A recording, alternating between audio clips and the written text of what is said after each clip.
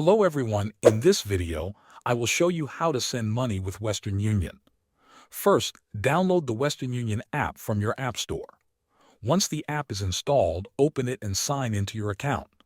After signing in, you will land on the home screen. Look for the transfer button. In most cases, it is visible right on the home page. If you do not see it, go to the menu section, usually labeled as All Menus, and select the transfer option from there. Next, enter the recipient's country. After that, type in the amount of money you want to send. The app will automatically show how much the recipient will receive in their local currency, including any fees or exchange rates. Now choose how the receiver will get the money. You can select options like bank transfer or other available methods depending on the country. After selecting that, choose how you want to pay. You can use a debit card, credit card, or bank transfer. Pick the option that works best for you and enter the required payment details. Review all the information carefully to make sure everything is correct. Once you are ready, confirm the payment.